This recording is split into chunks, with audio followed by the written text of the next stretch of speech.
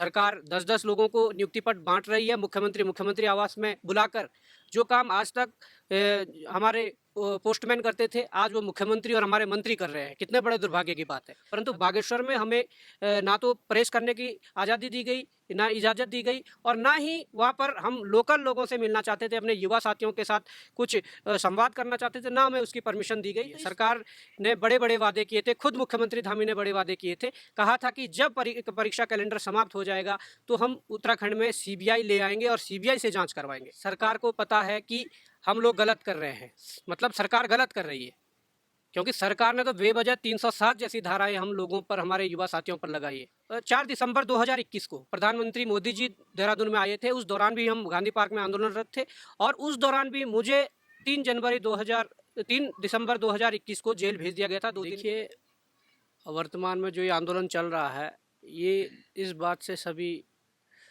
परिचित है या सबको ये ज्ञात है कि ये आंदोलन उत्तराखंड में भर्ती घोटाले जो हुए थे, उनमें जो संलिप्त बड़े अधिकारी और बड़े सफ़ेदपोश हैं, उनके गिरेबान तक हाथ पहुंचाने के लिए सीबीआई जांच की मांग चल रही है।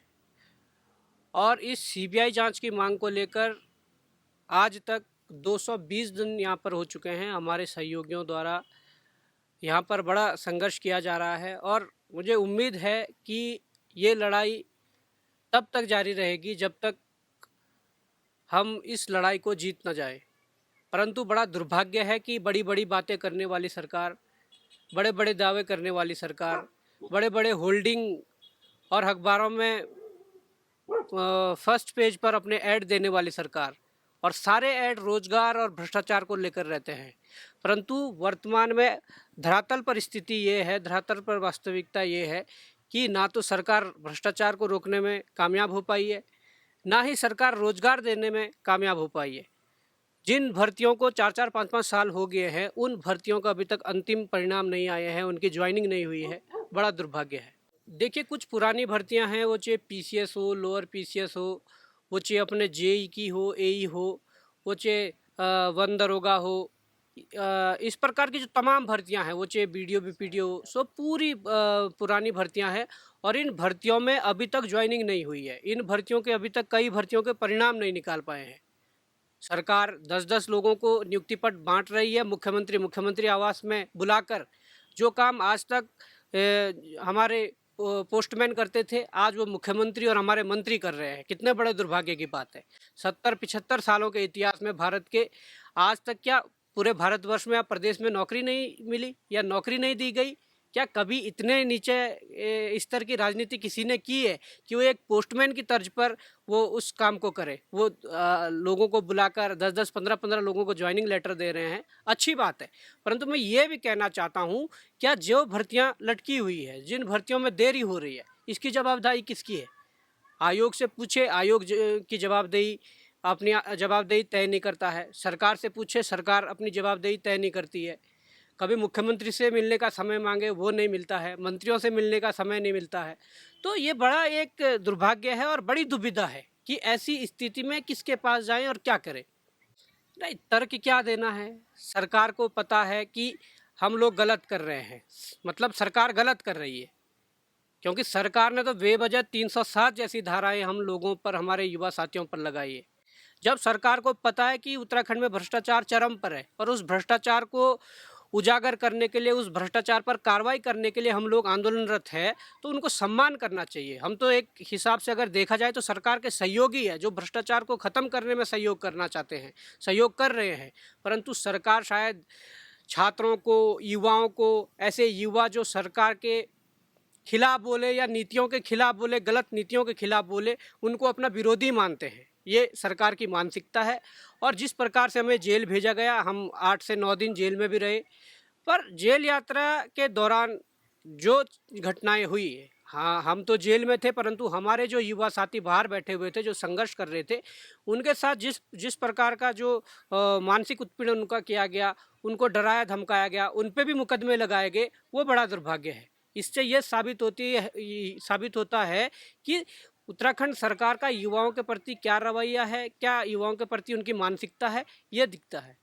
नहीं, देखिए, सीधी सी बात ये है कि ये कोई पहली कोशिश नहीं है। हम लगातार लंबे समय से संघर्ष कर रहे हैं और मुझे आज भी याद है कि जब 4 जनवरी को 4 दिसंबर 2021 को प्रधानमंत्री मोदी जी देहरादून में आए थे, उस दौरान भी हम गांधी पार्क में आंदोलनरत थे और उस दौरान भी मुझे 3 दिसंबर 2021 को जेल भेज दिया गया था 2 दिन के लिए और उसी दौरान वही 2 परीक्षाएं करवाई गई, वीडियो बीपीडीओ वगैरह की, जिसमें बड़े स्तर पर धांधली हुई थी। तो देखिए, जेल भेजना, बागेश्वर उपचुनाव, ये अलग चीज़ है। सरकार को वास्तव में डर तो है कि अगर युवा जागेगा, युवा कुछ समाज में बोलेगा, युवा हमारी वास्तविकता को समाज में रखेगा, तो उन्हें नुकसान होना निश्चित है, ये सरकार जानती है। जिससे हम ये अनुमान लगा सकते हैं कि जब हम बागेश्वर गए और बागेश्वर में हमने वो चीज़ें वास्तविकता बताने की कोशिश करनी चाहिए जो वास्तविकता है। हमने जब बताने की कोशिश करनी चाहिए कि वास्तव में जिस कैबिनेट मंत्री की बिटिया 13 नंबर में सिलेक्शन हो जा रहा है, उस कैबिनेट मंत्री के घर से ही, परिवार से ही तुम दोबारा उनको टिकट दे रहे हो और ऐसे लोगों को सत्ता में लाकर क्या जताना चाहते हो। परंतु बागेश्वर में हमें ना तो प्रेस करने की आज़ादी दी गई, ना इजाज़त दी गई और ना ही वहाँ पर हम लोकल लोगों से मिलना चाहते थे, अपने युवा साथियों के साथ कुछ संवाद करना चाहते थे, ना हमें उसकी परमिशन दी गई। तो इस बौखलाहट से लगता है कि सरकार डरी हुई है और सरकार को ये पता है कि जिस दिन वास्तविकता युवाओं और अभिभावकों के बीच चली गई, उस दिन सरकार धाराशायी होनी तय है। आगे का क्या प्लान है? आगे का प्लान आप देख सकते हैं कि 220 दिन हो गए हैं और अगर सरकार संज्ञान नहीं लेती है। सरकार ने बड़े बड़े वादे किए थे, खुद मुख्यमंत्री धामी ने बड़े वादे किए थे, कहा था कि जब परीक्षा कैलेंडर समाप्त हो जाएगा तो हम उत्तराखंड में सीबीआई ले आएंगे और सीबीआई से जांच करवाएंगे। परंतु आज वो बातें कहाँ गई, आज वो वादे कहाँ गए, ये सवाल हम पूछना चाहते हैं। 220 दिन हो गए हैं, इसके अलावा जितना दिन भी संघर्ष करना पड़े करेंगे, परंतु अब अंतिम तक तब तक झुकेंगे नहीं जब तक सरकार न झुके या उत्तराखंड में सीबीआई इन भर्ती घोटालों की जांच न करे। 2024 के चुनाव आ रहे हैं, क्या रणनीति रहेगी? रणनीति स्पष्ट है। जिस प्रकार से सरकार ने हमको छला है, जिस प्रकार से प्रताड़ित कर रही है, जिस प्रकार से इस ऐसी काला पानी जैसी सजा यहाँ पर हम काट रहे हैं, सीधा स्पष्ट है कि सरकार को चेताएंगे, सरकार को पूरी तरह से सरकार के विरोध में हम रहेंगे, क्योंकि सरकार ने हमारी बात नहीं मानी है। और रही बात चुनाव की, तो चुनाव में सीधे तरीके से जवाब दिया जाएगा। पूरे उत्तराखंड के युवाओं और अभिभावकों के साथ मिलकर इस चुनावी रण में पूरी तरीके से सहभागिता निभाई जाएगी।